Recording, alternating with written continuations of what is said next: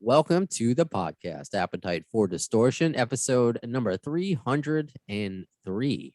My name is Brando. Today it's a Chicago review. I was actually very excited for this show initially. And I was hoping when I was in Chicago a few weeks ago and I spoke about visiting in Elk Grove. If you guys know my two guests, Matthew, I don't know if you've ever visited. We'll get to it. But Elk Grove in Illinois, where the Jersey Jack pinball, pointing to the thing that they gave me when I was there. But so I had to take like a kind of a Chicago GN'R detour trip because the Wrigley date was moved. So now here we are. I want to get the experiences of Matthew and Chaz today who were there. I am very jealous. First, I'm going to introduce Matt since you were kind enough to reach out, as I've put out. You go to a Guns N' Roses show on this We're Effing Back tour. I don't know if it's officially called that. So Matt hit me up on Facebook and thanks, man. You're welcome. I was glad that there wasn't a long line of fans already there, like, hey, I want to be on the show. That was kind of my first instinct was like, man, he's probably got 10 guys who want to review this art. So. Oh, you're gonna like lift the curtain and saying like one person wanted to be part of this episode. No, there were others. So I will give a shout out to Dustin from Dustin Bones, who was at the show.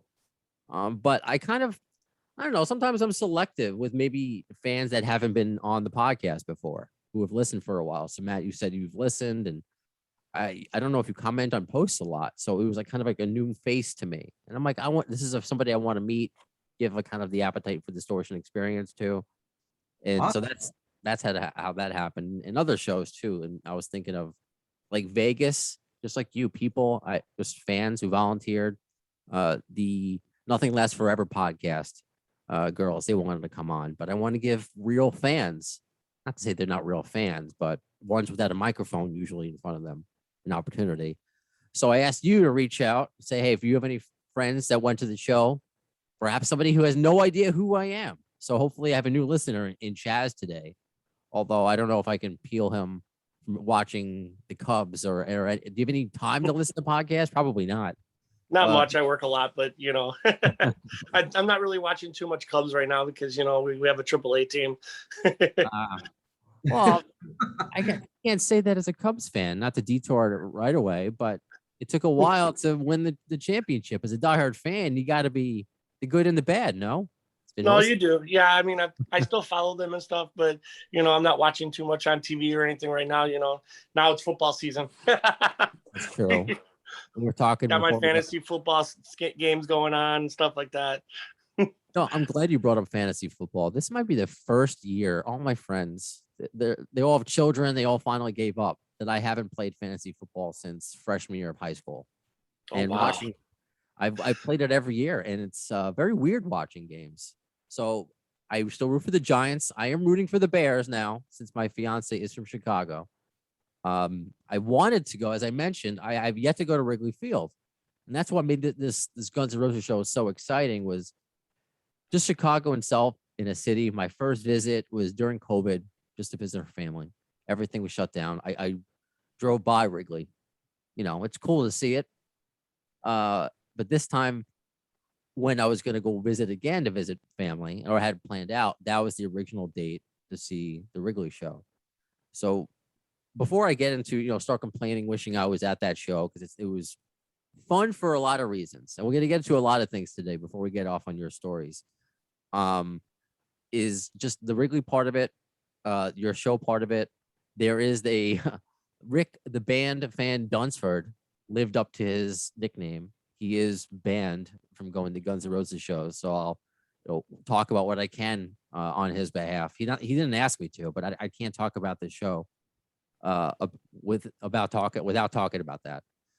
But Chaz, you've obviously been to Wrigley. I mean, I have to assume you have a timeshare or something. I used to have a part of a season tickets there. I used to go like 7-8 times a year easily. I've done a lot. I don't have as much time now because, like I said, I work a lot, and and it keeps getting more and more expensive. I mean, it got up to like $1,100 for 8 games, 9 games, and it just got a little expensive, so I don't do that anymore. But I've been to Wrigley a lot. But this was the first time I was on the field of Wrigley, and that was just exciting in itself. So we're getting your perspective from somebody who has had season tickets to Wrigley. And Matt, I forgot to ask, are you from that area, or did you have to travel a little bit? I live in Joliet now, so Where's it was that? a little bit of a travel. It wasn't bad. Joliet is a far southwest suburb of Chicago. Okay. Once they say once you're past Joliet, you're no longer in the suburbs. If itself, but if you've ever seen Blues Brothers with Joliet Jake, yeah, this is that city with the jail and everything. So.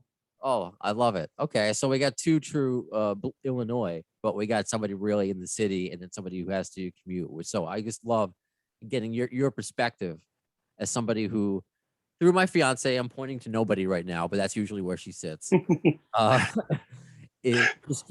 Chicago becoming my second love. I apologize, Chaz, as a Yankee fan, for Anthony Rizzo.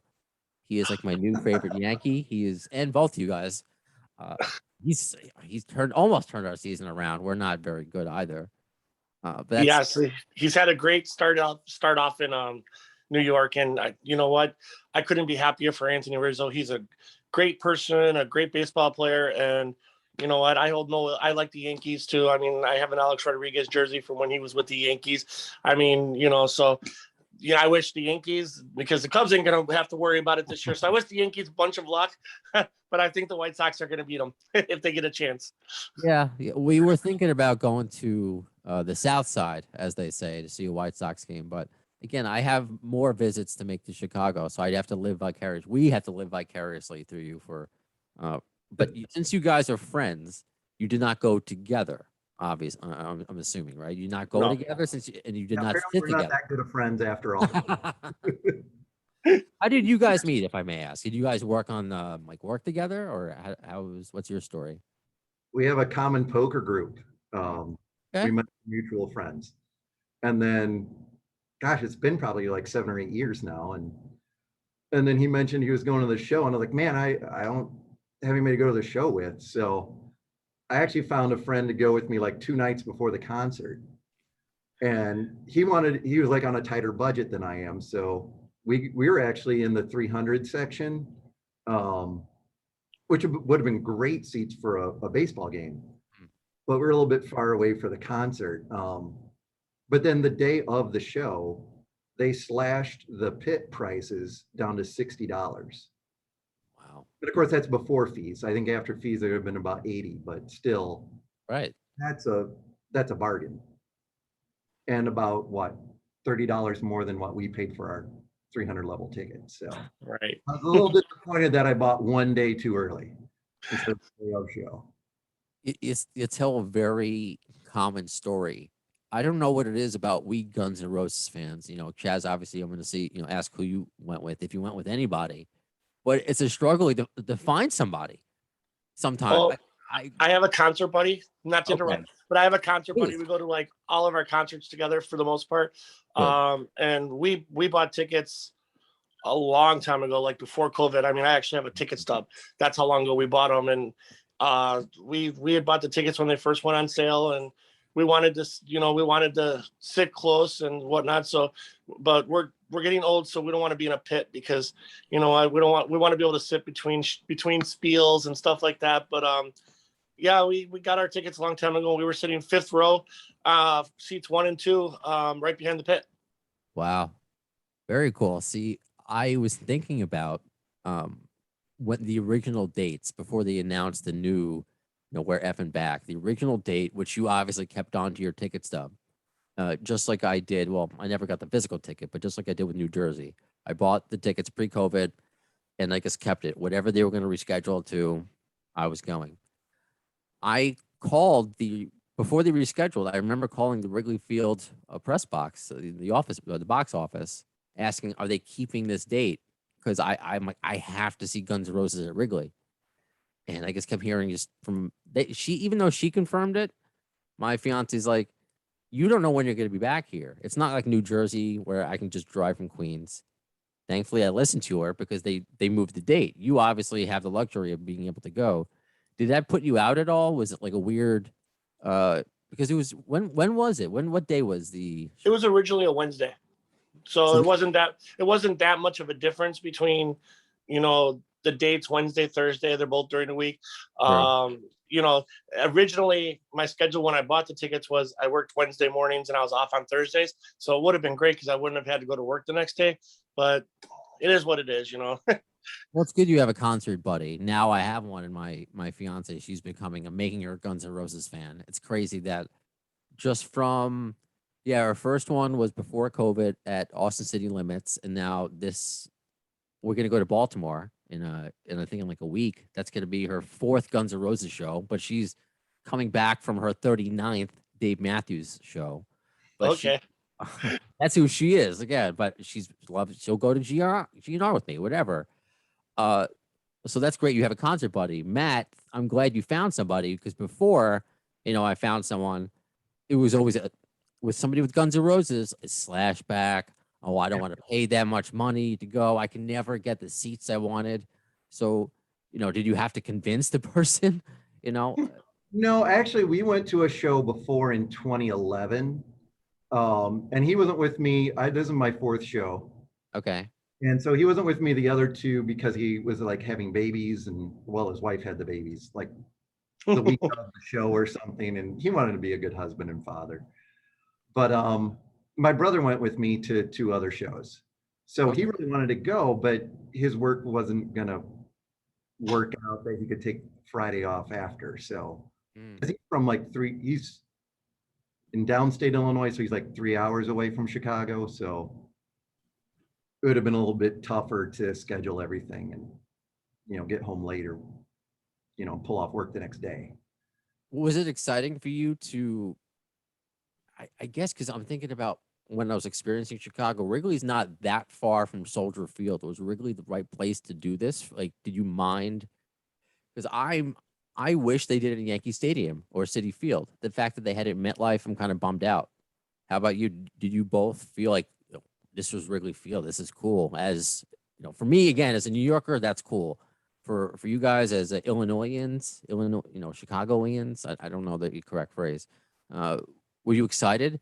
Chaz, obviously you didn't have to commute, but Matt. Oh no, I live in the suburbs just like Matt, so I had to. Oh, I did not know. Okay. Yeah, I live in the suburbs. I live about 20 minutes closer than Matt to the stadium, but I still had a commute. But okay. It looks like you live in Wrigleyville, so that's why I have my living room is all Cubs, kind of like your room is all Guns N' Roses. Yeah. I have a couple of like guitar picks and stuff from Guns N' Roses, but for the most part, it's all Cubs and stuff. But I live in the suburbs, and it was a commute. But first off, I'm a Cubs fan, so I adore Wrigley Field. I think, and even with all the upgrades that they've done, they've still kept the original architectural stuff. It's a historical landmark with modern optimizations and stuff. So I love it. And like I said, it's my first time on the field at Wrigley Field. So it was my third concert at Wrigley Field, but the first time I've actually been standing, like I was in like right between center and right field. And I was just like, it was amazing. What were your first 2 concerts at Wrigley? The first one was Billy Joel, and the second one was Tom Petty and the Heartbreakers, just before Tom Petty died. Ooh, wow. Yes. A great show. A couple months before. And they were both great concerts too. But this was the first time Tom Petty, we were just off the field. This time we actually got on the field, and that to me was exciting. What about you, Matt? Have you been to Wrigley for a concert? Is it a good place? Prior to Guns N' Roses, did you think like this is a good place to go see a show? Because again, I mentioned a lot of New Yorkers, we're kind of, MetLife football stadium fits a lot of people, but be creative. Go to Citi Field. Go to, I don't know, maybe they'll do it when the Islanders' new arena next year. I don't know. So what do you think about Wrigley beforehand? I like Wrigley. I've been there for ball games. This is my first concert there. It's all in the planning when you go into Chicago. My brother and I did the concert at Soldier Field in 2016, and it was a little bit of a challenge there too. It's just kind of the Chicago thing, so it's all in the planning, getting there. I love the setting of the ball field. I'm a huge baseball fan as well. I have a side hustle where I work at a minor league ballpark here in Joliet. I grew up with this sport. So to see a concert in a baseball stadium was really awesome. But for me, yeah, I think I was just as happy at Wrigley as I was at Soldier.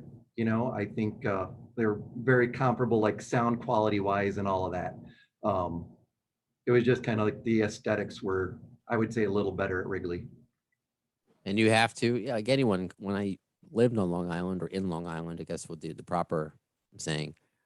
If I had to go to the Garden, go to the city, yeah, proper planning. So do you both leave with enough time to do what you wanted? And when I say that, meaning finding your seat, going to merch, parking, all of that, and seeing Mammoth. So did you go, kind of all on time and so what was kind of take us through your pre Guns N' Roses, deal before they hit the stage. Chaz, you take this one first. Okay. You were there So, a few years before me. yes, my friend and I, we planned accordingly. We both ended up having the day off of work. So he picked me up. We originally were going to leave at 11, but we left about 12:15. We got downtown, found parking at about 1:30.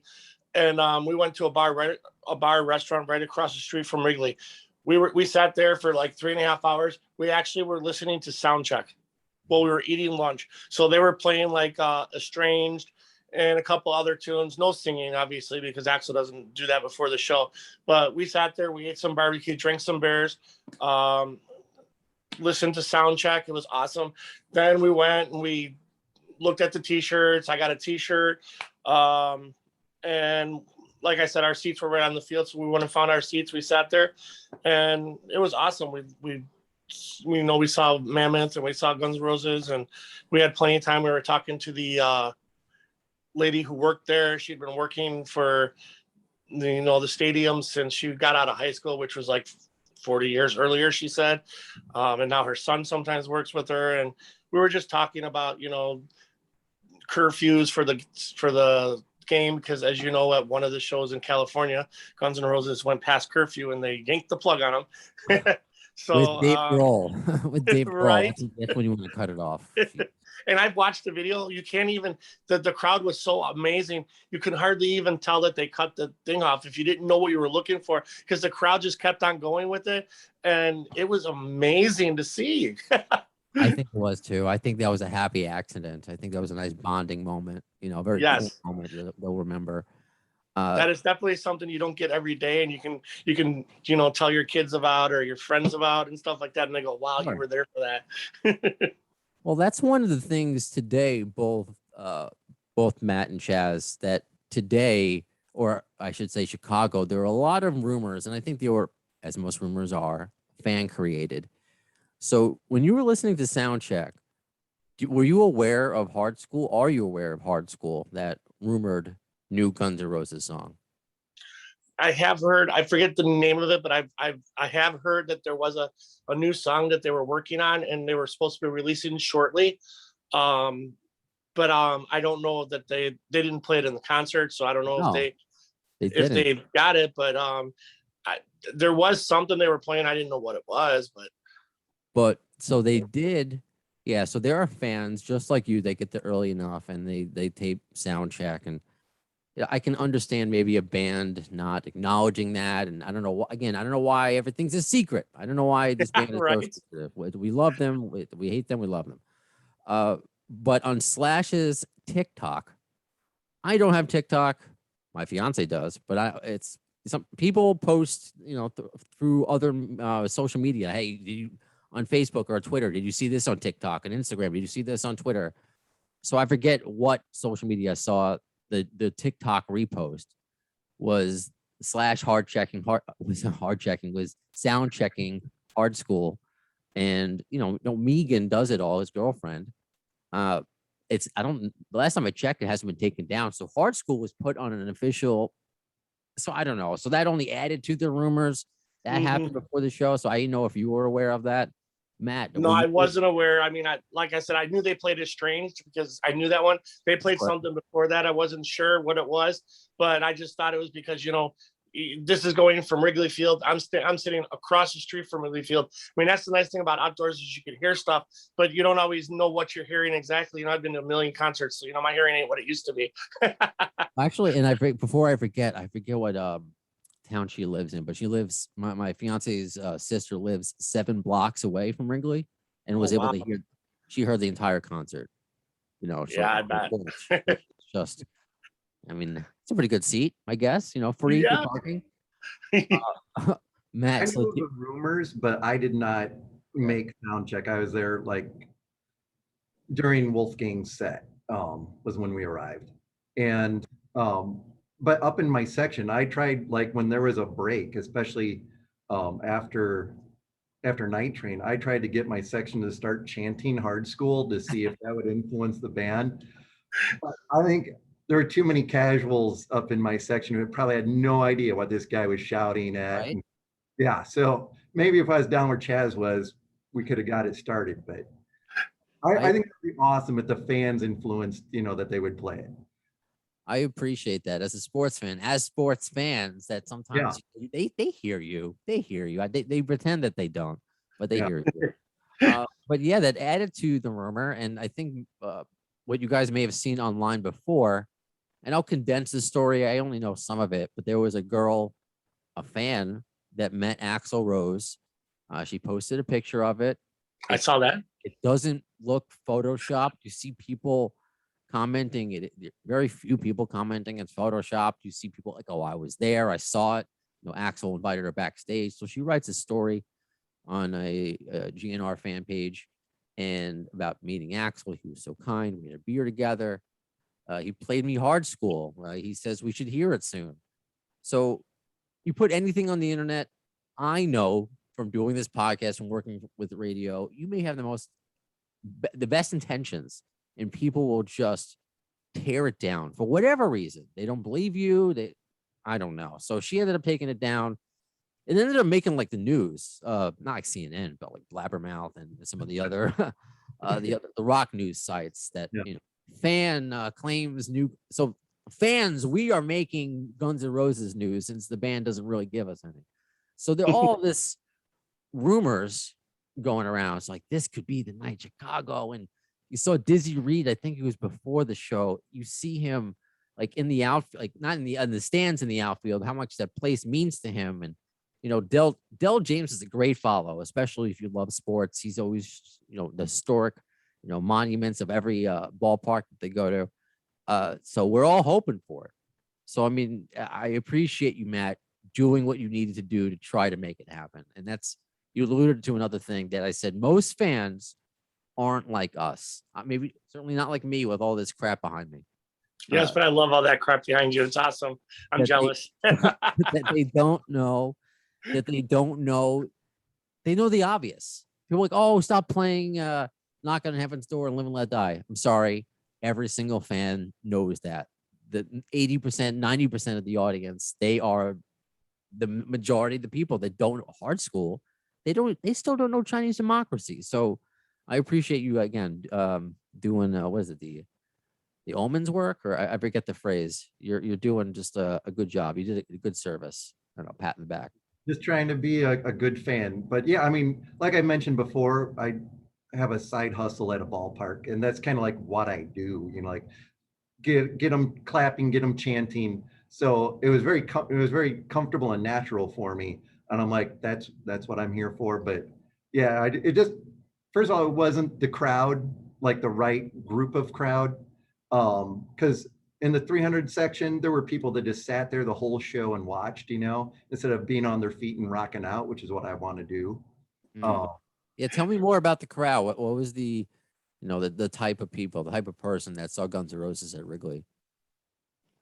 I think, you know, the hardcore fans were all up in Chaz's section, you know, they were all in the standing room section and on the field.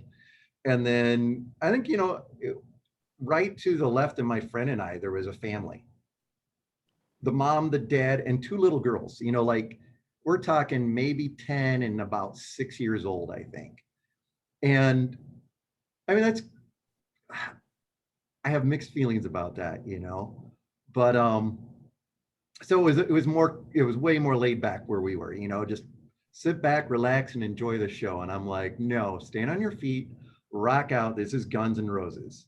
You know, it doesn't matter if it's, you know, if they're 60 years old on the stage. It's like, this is still Guns N' Roses, and, you know, shows some mad respect.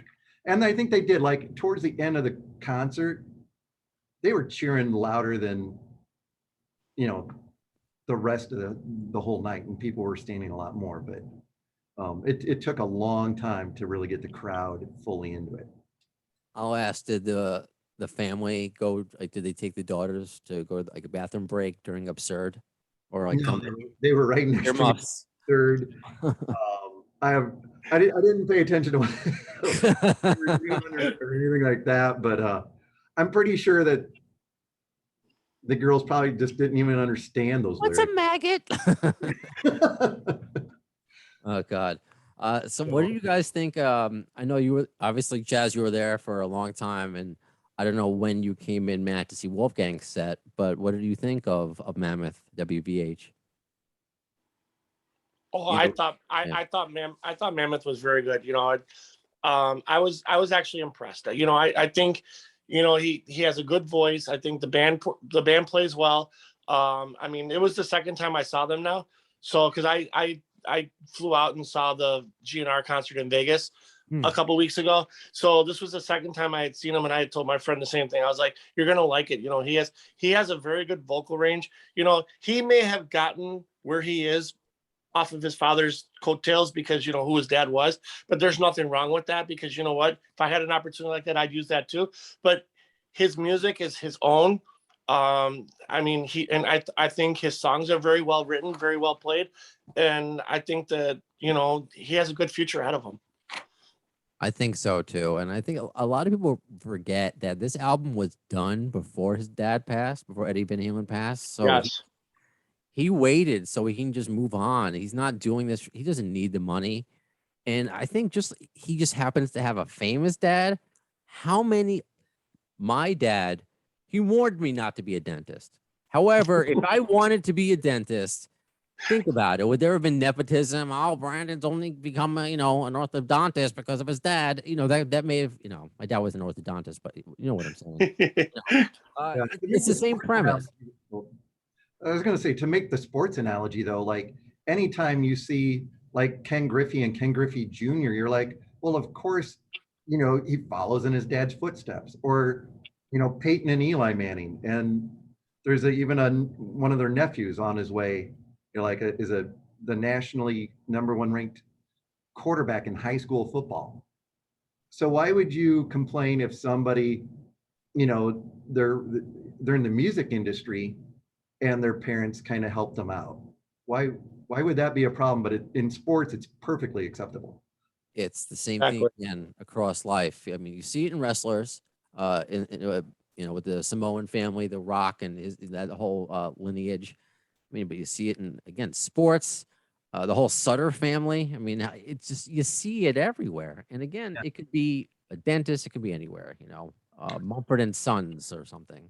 And obviously The he's Sons very wouldn't be hired talented. if it wasn't for Mumford. That was a bad He's- joke. Go ahead. He's obviously very talented because he didn't have a band when we recorded the album. He played every single instrument on that album himself, I was Yeah. told.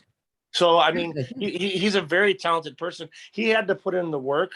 He didn't just wake up one day and say, "Hey, my dad's Eddie Van Halen, I'm going to make an album." He actually had to put in the work, you know, to learn how to play all these instruments, to learn how to sing, and he had to write all these songs and whatnot. So I mean, he's a very talented young man. I mean, I wish I had half the talent he had. I mean, you know, so kudos to him. I look forward to seeing many more. Most of my bands are getting ready to retire, so I need to find something. So I hope I have many more albums and shows to see for Mammoth in the future. Right on. Well said. Well said. What about you, Matt? You enjoyed your time? I like the songs that I heard. I wasn't familiar with it, so you know, sometimes it's hard to make out the lyrics and you have to fill in the blanks and all that. So probably if I heard it a couple more times, I'd be into it a lot more. So That's all right. And before we get into Guns N' Roses, of course, I just got it. And you could say, it's none of our business, but the side hustle you do at the ballpark, is it like selling copper wire? Is that why you're in where your location right now in your basement? Are you selling copper wire from Wrigley? Your side hustle? This is just my hobby project is finishing my basement, but I at the ballpark I'm a juggler, and I juggle at the gate while fans come in, and then in between innings I get on the dugout, I juggle, then I interact with the fans and the crowd while the game's going on, and we just swap jokes, and then like the diehard fans, kind of like we're doing right now, they'll want to know like the whole history of when I started juggling and how do I juggle, like how do I break down juggling in a couple of minutes for somebody who doesn't juggle, I'm glad I asked. And they literally just watched the juggling episode of The Office. I know I don't know if did you ever see that one with Will Ferrell when he's like fake juggling? No. No, All right. Well, it's okay. I'll have to look it up. Do you have an Instagram like people can see, Matt the juggler? Do you have anything like that? I do. It's Mr. with the period after Mr. _ trash, because to make a short story long, out of high school, I was working for a different minor league team in Peoria, Illinois, the Peoria Chiefs. And I was a vendor, but I would get on the dugout and do the YMCA and stuff after I was done selling. And the owner loved it, and they wanted me to be able to do that and forget the vending. So there was this character called Mr. Trash, and you pick up a new sponsor. The recycling company was kind of like the whole idea. And then so Mr. Trash picks up a little trash with a garbage grabber, and then just interact with the fans. And I became like almost, I would say, a local celebrity. I'm not, being prideful or anything. It was everybody would recognize me everywhere. So then when I got to Joliet, I wanted to work at the ballpark as a side hustle, and somebody told them what I did in Peoria. And I was just gonna like sell beer or whatever. And they're like, hey, would you do this for us? And I was like, absolutely, I would love to. Oh wow. Now you got to see, I don't know if 'cause I think in TV terms, you got to see a classic Simpsons episode where Homer becomes he does he's dancing Homer, then yeah, you got it. You've seen that one. Okay. Yeah. Oh, I'm glad I asked. That's a really cool story, man. I'm gonna check out your stuff after. All right. Awesome. Thank you. Guns N' Roses. Were you like in your seats trying to get their attention, juggling? Like, did you have like fire? I don't think they would allow me to bring my juggling clubs in the stadium, and to get the attention of the guys on stage, I'd have to get the ones that I can light on fire. So Sure. Well, so Matt, let's get some of yours, your highlights first. What were you looking forward to? Some of your favorite songs, anything, like some of your favorite moments of the show. And we're gonna get to how apparently Axl Rose was sick. So we gotta see I from both want to of be you. sure we cover that too. Yeah. Yeah. So did you guys? We'll ask if you noticed anything during the show, because he put out this statement like a day after or something. Yeah. I was just looking forward to another Guns N' Roses show. I had been to one in 2011, so before the reunion, and then the two reunion the two Not in This Lifetime shows where they played Coma, which was just phenomenal, and that made my day. So I was just happy to see the Gun show. I think the slower version of You're Crazy was probably the highlight, because I know I hadn't heard that one before. And yeah, but other than that, I mean, I was just happy to be in another Gun show. I don't know if there was another like super highlight. Absurd, just hearing the new song. Yeah, what do you think of that? And what do you think of Absurd? I think that Be honest. I mean, I like it, doesn't mean you have to like it. No, I mean, I like it well enough. I mean, obviously I'm not going to put it up there with Paradise City or anything, or Coma. Right. It's a solid GN'R song, and I think that it shows that not everything they're going to put out from here on out is going to be a ballad. It's a rockin' song with a lot of profanity, and and maggots, you know, I mean, And you didn't notice if those little girls were like, "Mommy, what's up?" You know, yeah, it's just an old, you have one of those. No, it's okay. an old school vulgar Guns N' Roses song. I know. So Yeah. it's good to hear. But on the other hand, I would say I was disappointed that they already took Shadow of Your Love out of the set. Yes. I would have I agree. loved if that would have been in, just for like another new-ish song. I don't know how to, you know, yeah, I understand it's old, but it still was released Hmm. recently. So I know what you mean. And the officially released version is my favorite version. They've had other, live ones that have come out. That Hollywood Rose CD that came out when they were kind of like old demos remixed by Gilby and other people. But yeah, that version. And you're right. At times I'll go to YouTube and I'll watch the video for it, which is like a very lithograph animation, very simple, yeah, but it looks like the same style because it was made by Arian Bueller, who did many of the lithographs. So it's just a very, so I'm with you on that one.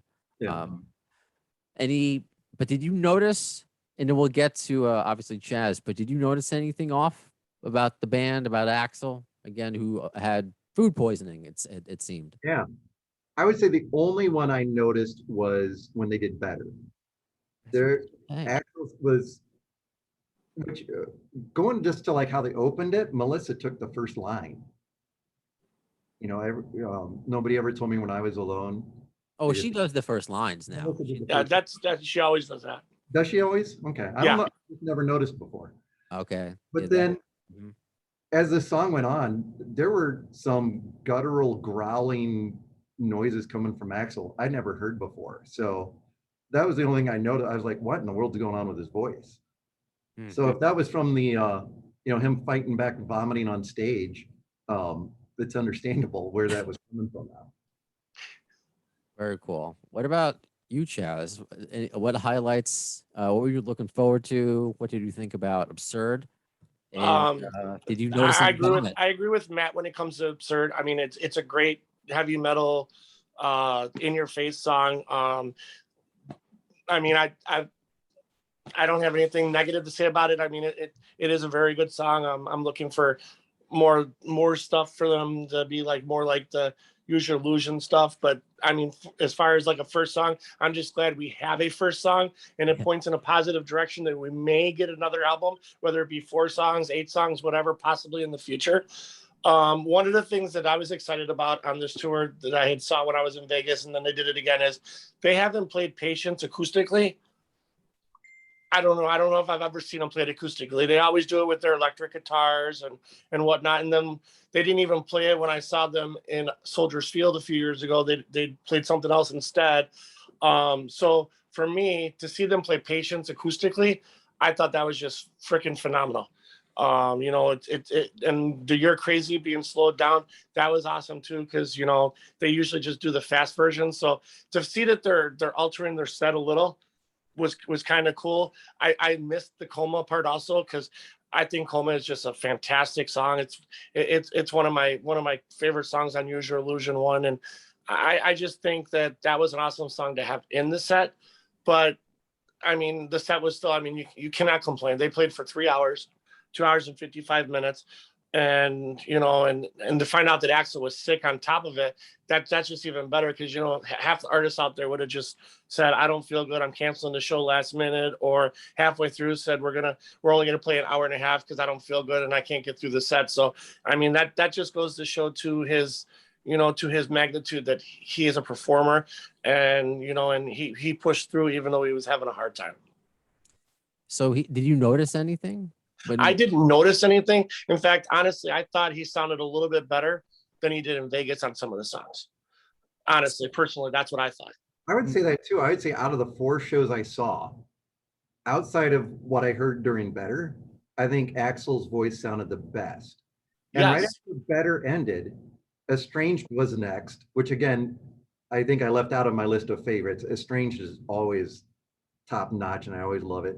Um, it was just his voice was like perfect and smooth as butter, and it was just it was just great. He did great all night, and I think I would say out of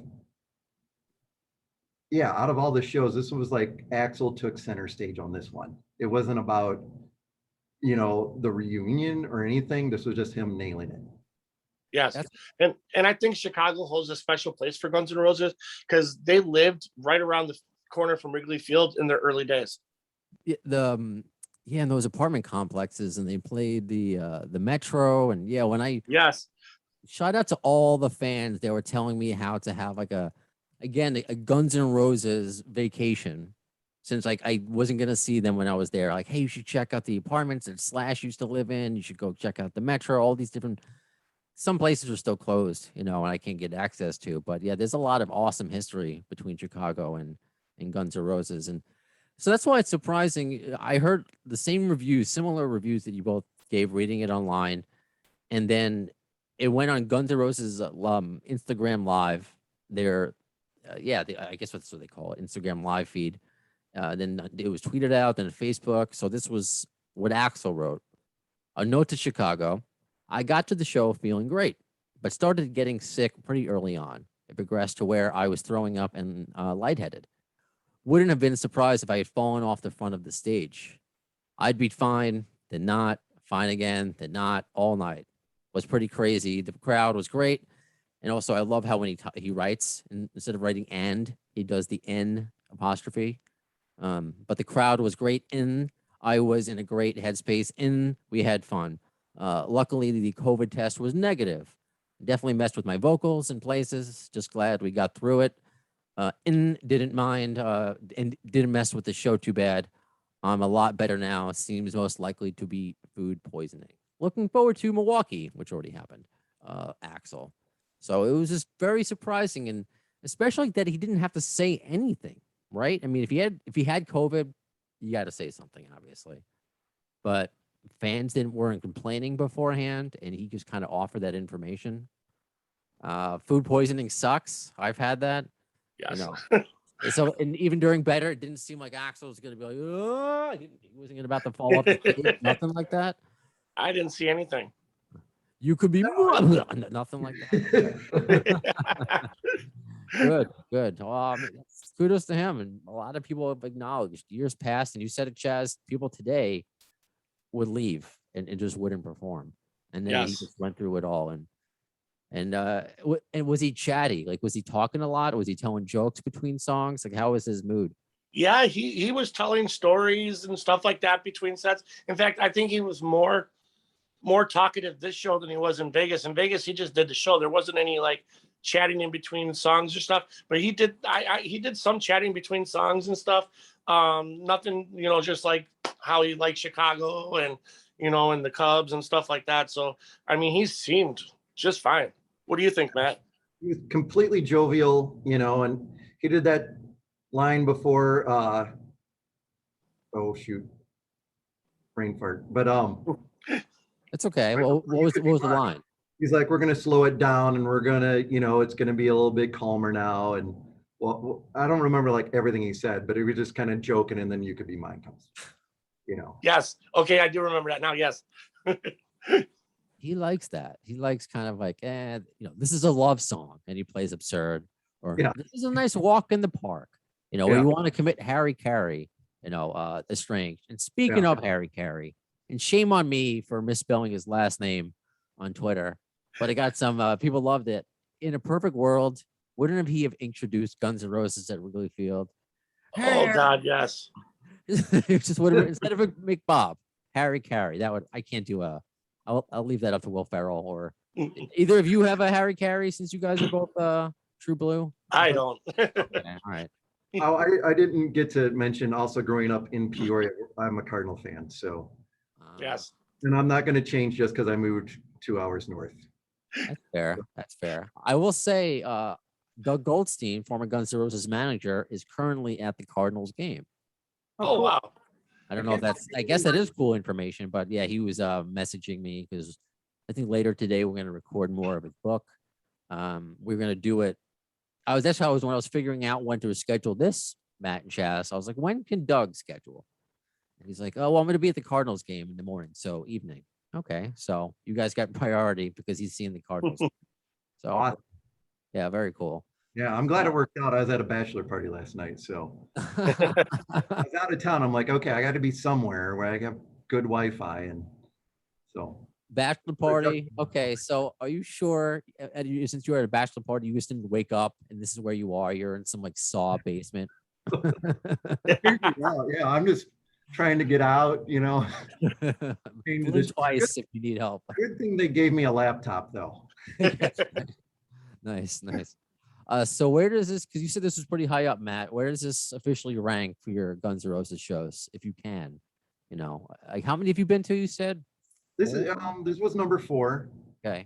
and I would say it's like going to 4 games of the World Series where your team wins all 4 games. But I would say I went to the St. Louis show in 2017. So that would be the day that your team wins the World Series and you get the cup and the champagne and all that. Because that was the longest show. It had an awesome set list. Chaz mentioned Patience before, and they played Patience at that one. It was like the 6-song encore and everything. And then I would have to say the Soldier Field one. It was just awesome seeing Slash and Duff with Axl and thinking it was never going to happen. Yeah. And then probably the 2011 show. So this one was actually number 4 out of the 4, but still it was seeing the World Series. But the other one, your pitcher pitched a no-hitter, and the other one, like clinches the World Series. So it's really like, there's no disappointment in any of them. I appreciate the analogies. I love the sport analogies. What about you, Chaz? What was your first Guns N' Roses show? Have you? My first Guns N' Roses show, believe it or not, was like way back in the day in '91. There was 2 shows they were supposed to do in Chicago. I had tickets for the first show, which I saw. The second show was the day that they were supposed to show up, and Axl had a warrant out for his arrest, if you remember that. And he didn't show up for the show, and the show got canceled. So that was my very first show, and I actually have that on DVD. I found it at a record store on DVD. I put my ticket stub in it. So that was my very first show. They had played and Smashing Pumpkins opened for them. That's way awesome. back in the day. So, and I've seen them a little bit more than that, not much. Probably I saw them then. I saw them when they were with Skid Row at Alpine Valley back in like 91, 92 when they were touring for Use Your Illusion. Wow. I saw them a couple of times when they were broken up and it was Axl and Buckethead and whatnot. And then I've seen them 4-5 times now since they've gotten back together. Twice at Soldiers Field, once at Allstate Arena, once in Vegas, and then this time at Wrigley. So I've seen them a few more times. They're all great. Obviously, the ones where I saw back in the day, like my favorite was probably the Use Your Illusion tour one. I mean, that was just, you had Skid Row and Guns N' Roses, and you had just like 5 hours, 4.5 hours of nonstop in your face, hard rock and roll. And they were in their prime. And it was just fantastic. But again, I've never been disappointed in it. I thought it was kind of funny how he tried to make all of his musicians when he wasn't with Slash and all of them. He tried to make them look kind of like Slash and kind of like Izzy. Even the guy who plays with them now, you can see similarities between Izzy and him, like his hair, the guitars, and his mannerisms on stage. Yeah, I don't know if that's a happy accident or what, I'm not sure. But all of them are enjoyable. I've enjoyed every single show I've ever seen. But seeing Axl and Duff and all of them together is just, it's a dream come true. Not in this lifetime, like they said, and I believe in that. And when they got back together, I will see them every time they come. Whether or not they come again or not, I don't know, but I will see them every time they come. Right on. I like both of your responses. So I got to ask, even with you, Chaz, as somebody who has a lot of Cub memorabilia, do you have any Guns N' Roses memorabilia? Well, I guess you mentioned the DVD. Is that your favorite piece of Guns N' Roses memorabilia? That is probably my favorite piece. Yes, I don't have a ton of memorabilia. I have a lot of back in the day, you know, it was really easy. You could go into a record store and you can look up stuff and everything, and you can buy stuff. I have 30 something Guns N' Roses CDs because I got a ton of bootlegs. And I actually picked up a new one this past summer. I was in Gatlinburg, Tennessee, and they have on the strip in Gatlinburg an old time record store. Like you walk into it and it has t-shirts, it has CDs, it has records. And I found a three CD set. It's 2 CDs and 1 DVD. And it has like an interview with Slash on it, a DVD interview with Slash. I haven't watched the DVD yet, but I listened to the interview. It's got like 6 different interviews spanning his, you know, time with Guns N' Roses, his time with, you know, himself and Miles Kennedy. And then it has some a live show on it. And I have a bunch of those kind of things. I have one where it was back in 1987. It was a radio broadcast from New York, and they go to play Patience, and he's like, I have to read the lyrics because we've played this once. I mean, so I had that is, those are the kind of things I have. Some of them are really horrible quality, but it's just the fact that you have it. Some of them aren't that bad in quality, and it's just, you know, you pop that in the DVD player or CD player and listen to it, and it's just, it makes you remember, brings you back to those times. Very cool. That's a very cool, like, unique collection that you have. And Yeah, I love finding those record stores, those random ones. oh, I miss those. Yeah. What about you, Matt? I know you have nothing with you currently right now, but do you have a favorite piece of? Do you have a Guns N' Roses juggle ball? I'm wearing my Guns N' Roses bracelet. Okay, that counts. So that counts. I got my pint glass.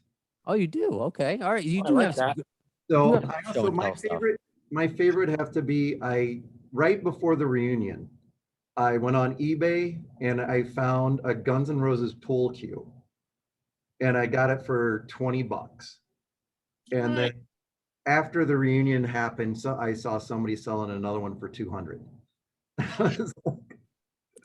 Not a chance, you know. I have Slash's book.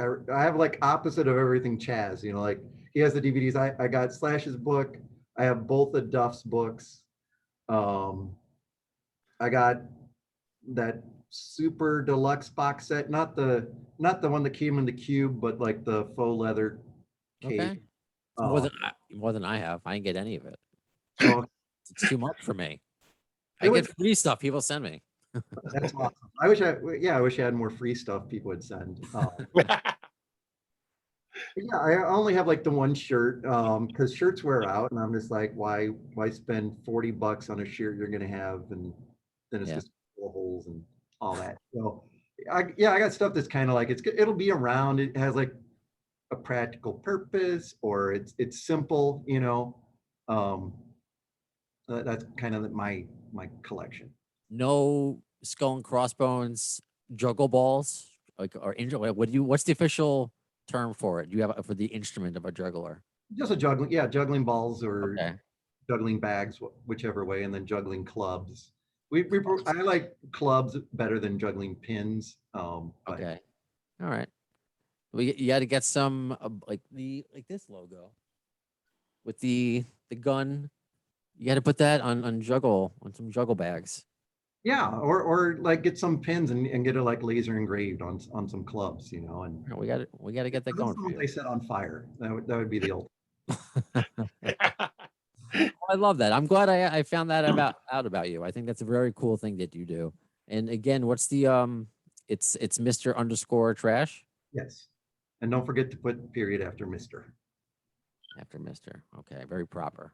Okay. Thank you. I'm gonna really have to like increase what I post on Instagram now if people start watching it, because usually it's just during the season and it's pictures with fans and stuff, and always make sure I have permission to post on Instagram now.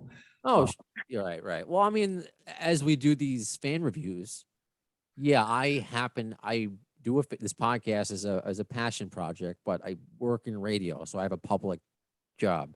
When I'm doing these reviews, I don't expect any of you to have a public job, but if you have something you want to promote, a business, you know, you want to shout out your poker team or anything like that, that's always. I mean, like Chaz, do you have? I don't know. A lot of collectors have their stuff online. Do you have do you put your stuff anything that people can? No, I'm not. I don't do that. Any of that stuff. No. Okay, just curious. Because shout out to, I want to give a shout out to his website, Tim Tricoli, who has his timtricoli.com, like everything Guns N' Roses. Like it's just all categorized and logged on his website, and it's Nice. and I joke with him. I said this to him in private. I'll say it in person. Why don't you have it out? Like he has it all tucked away and like stored and all pristine. I would be like you, Chaz. I just, or I am like you with my Guns N' Roses Right? stuff. Everything is out. I'm not selling anything, but to each their own. That's fine. Yeah. He'll appreciate the shout out anyway. So thank you both for taking some time out. Matt, I thank you for reaching out. I'm glad that you did. You're welcome. And thanks for volunteering and getting Chaz. It was really nice to meet you, man. Oh yes, this was so much fun. Thank you so much for including us. I didn't know what to expect when he asked me if I'd do this, but I was like, it sounds fun, and I'm never at a loss to talk about Guns N' Roses. Right on. So if you have any time between, DVD watching, you can watch yourself later on YouTube on this. Awesome. Maybe I earned another fan, or I earned another listen for one episode. That's all that matters. Hey, I'm gonna listen to it because now I have to. All right, so that does it for the Chicago review. As this We're Effing Back Guns N' Roses tour keeps going. If you want to submit a review, you want to volunteer, be like Matt. Just hit me up on Facebook, also on the new Twitter at the AFD Podcast, email, Gmail, the AFD show at gmail.com. Anywhere you can find us, just submit it. Hey, I want to do it. And I've heard, Matt, you're not the only one who said he's not going to pick me. I picked you. That's how it works. I'm a good judge of character, usually. All right. Yeah, So I'm sorry if you lose any listeners after this podcast. if anyone is stuck with me through 303, God bless them. You guys would not be the ones to deter them. So that does it for this episode of Appetite for Distortion. When will you see the next one? Well, in the words of Axl Rose concerning Chinese democracy, you'll see it, I don't know, as soon as the word